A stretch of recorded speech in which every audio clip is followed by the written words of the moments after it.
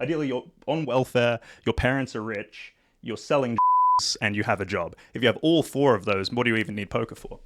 Okay, what I'm going to try and lay out here is a general framework for evaluating where you are in your professional poker career, what's possible in terms of your skill level in the games you're playing, how much you can expect to be earning, how to plan your lifestyle around that, your expenses and your savings, and then go into the process, the day-to-day life, the financial logistics that will help you get from, say, a player winning 25 an hour to a player winning 250 an hour. I'm also going to touch on financial goal setting in terms of what the money actually represents and enables you to do instead of trying to hit arbitrary financial figures. Level 0, we have the loser. Most losing players are just fish and they stay fish. They don't actually have a sincere interest in improving or becoming winning players, in my opinion. It's more like if that happens, it would be nice. I'm going to figure it out just by showing up and paying attention. There's this idea that micro stakes is easy. I want you to let go of that idea. Micro stakes, small stakes, because of how high the rake is one of the hardest stakes to break through, especially if you're a player who's going to be starting there.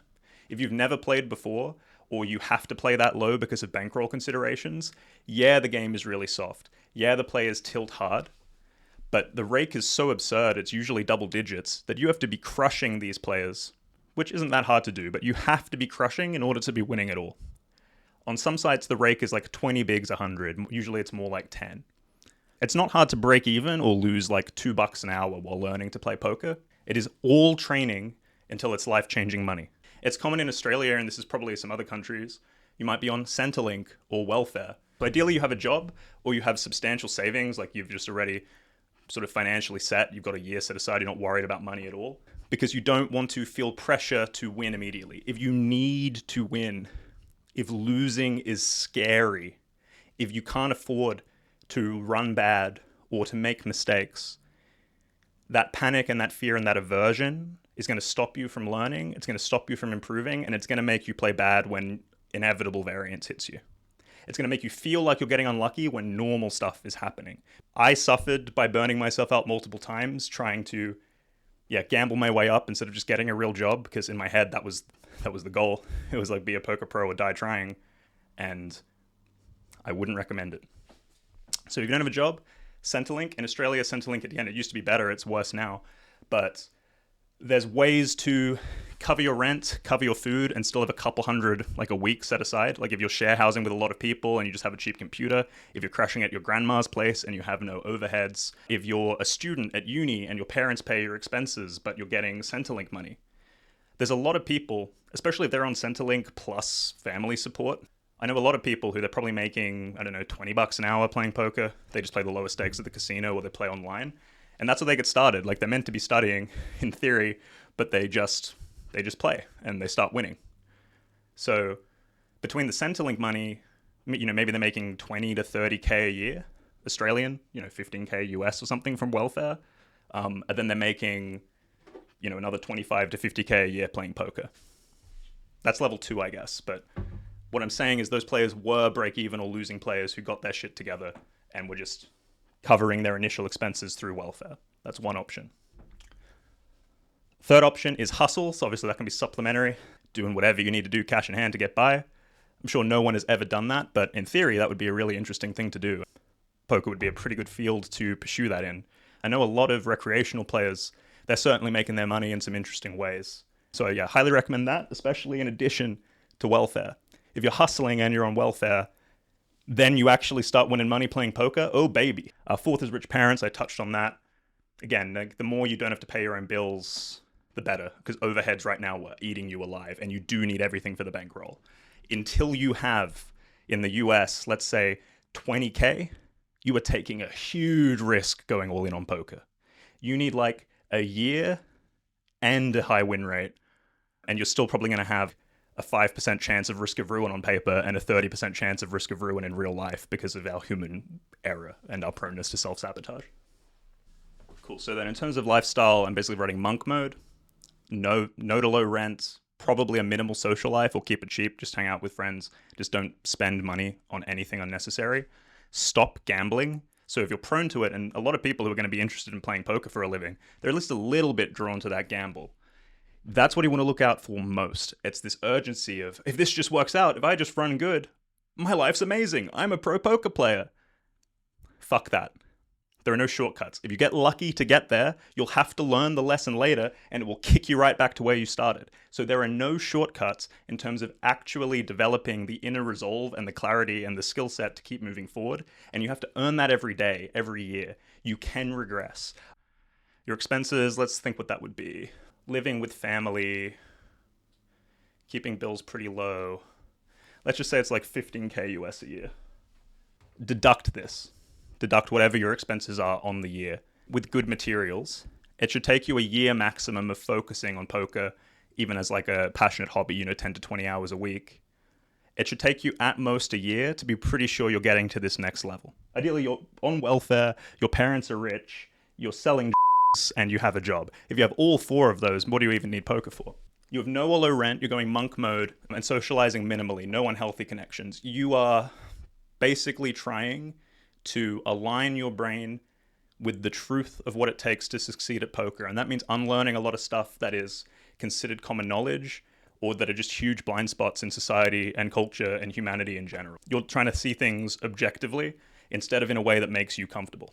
Keep it simple and sustainable because you're not just trying to make high-level genius plays. You're not trying to rocket to beating Linus Love. What you're trying to do is make it easy to make thousands of good decisions every single day.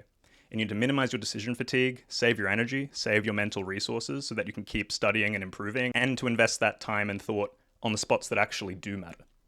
But you need to keep it simple and straightforward so that you know when you're changing something and why. You need to train in something into your thought process. You need to unconsciously master the basics, the simple fundamentals, so that even when you're running bad or you're playing on your B game, you're never just giving it all back. This is related to moving away from the gamble. It means that your baseline, your floor, you want to make your floor high enough that you're never just going to wipe yourself out of the game. Part of what makes poker so hard is the fact that you can do everything right for as long as you want, and then wake up and nuke your roll playing high stakes tomorrow. So keep it simple. Find a strategy that you can actually play day in, day out, that you can fall back on and trust in when the going gets tough. And that sets you up to be a resilient, truly professional poker player, someone whose floor is quite high so that you can reach even further to your ceiling with less effort. The hardest thing is building that foundation and getting started. If you're just taking random things, you're occasionally going to make this play, but then you're going to reach for it and realize your foundation isn't well enough established and you'll fall flat on your face and you'll punt just because you're missing the context or something else important. So just taking all this random info in doesn't work. You need to develop a framework, a structure, a clear system you filter your decisions through. And this is the sort of stuff that is taken for granted by most professionals just because it's so implicit. They all do this. It's automatic. It's second nature. Every pro who talks to every other pro thinks this way. Amateurs who might be profitable, but they aren't improving past their current level, they're just kind of doing what makes sense to them and they can't really fully explain it, even to themselves. Okay, so we have the amateur, then we have the level 1 pro. So making 25 to 50 an hour, this player has their fundamentals down. So they know where their money's coming from. They're beating weak players. They are making a living playing poker, but they still have to play full time. It still takes pretty much all of their resources between putting in volume and studying and improving. It's going to be 40-hour-a-week job, let's say. Lifestyle can be similar before. Again, might have a job on the side rather than playing. There's a lot of jobs that pay over 25 an hour in the States. And like I say, halve, at minimum, halve your poker income, especially if you have to pay taxes in the States, which is crazy. This one thing that helps in Australia is it's not taxed. Might still have a job. I was even able to go a while on Centrelink because, I had some savings, but I wasn't over the threshold. So I was still getting that supplemented income for a lot of my grinding phase. And so that meant basically my rent was covered, my groceries were covered. And so I was giving a bunch of money to my backer in a CFP. It might be in a CFP. I'll throw that out there too. So yeah, so personally, I was on Centrelink at that time. I now knew that I could be a pro because I was making, 20, 50 an hour myself, but I knew I wasn't making much progress on my own. And I needed the financial backing because my mental health was in the shitter at the time. I was going through a very serious personal life crisis. Won't go into it. I needed the structure and the backing and the support and a straightforward plan to be improving. I had my bills covered by Centrelink. So when I got to 200 L, I finally had some bare money in my life for the first time ever. Pretty much all of the extra money was going to building my role and investing in coaching. Now that you're a grinder, you're playing enough, you're playing daily pretty much, and you're studying all the time. You are a winning player, so you're going to be able to find other winning players to study with if that's something you're interested in. You're now immersed in the game, whether you're doing it like half-time or full-time. You really need to be driven by passion at this point, because you're still going to have break-even months, losing months. So I'd say the challenge now where people go wrong is they get to the grinder level, and they just stay grinding, and they stop learning. And then when they get to that next level, they get scared and they get stuck in certain mental constraints. Either they don't change what they need to change, or they think they need to change stuff that's way above them, and they stop actually moving forward into that next level, especially like mid-stakes 500 NL plus or 2040 live, where players start getting more aggressive. Some people struggle to do the work to break through there. So as a grinder, remember you're grinding both play and improvement. And this would be the time to invest in mentorship, because you're going to be able to devote everything to actually integrating that feedback. You want to focus on your study and your grind being a positive feedback loop, where playing is giving you exciting things to learn and improve, and then you're excited to play because you're applying the stuff that you're learning and improving. That's how you skip the grinder trap. If you ever find yourself there, get out of it. It's essentially like poker depression. Yeah, next level is pro. You've got a 25K roll, let's say, and a year's expenses. That means you're rolled for 200 L online. That's 100 buy-ins. You can always play, and you're just not worried in the same way you were before you knew if you were a winner. You're not worried about the money. You're not worried about the results. The only issue you might run into is ego and pride. The pro is more established. They have more resources, they have more free time, and they've already figured out a lot of the poker stuff, so they just have free mental capacity to now focus on their health and lifestyle and fun, the things that are going to give you longevity in the game.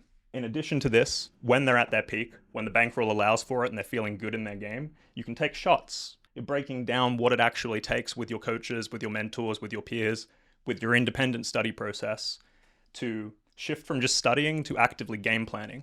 What are regs doing wrong? Or what are they doing differently from the stake that I'm currently crushing?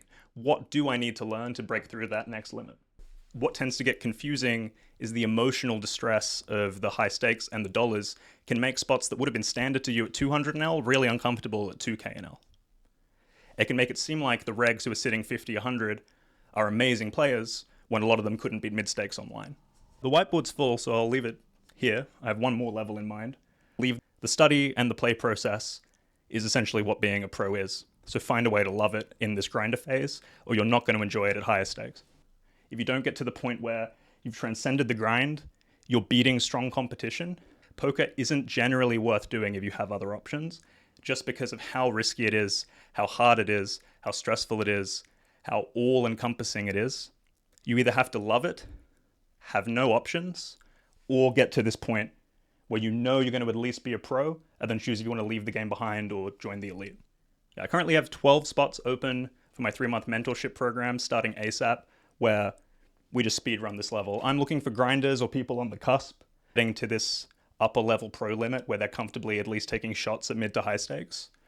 I have a 90% plus success rate with over 100 clients doing this process. I take people who I know have what it takes to get to this level. If you're interested, hit me up.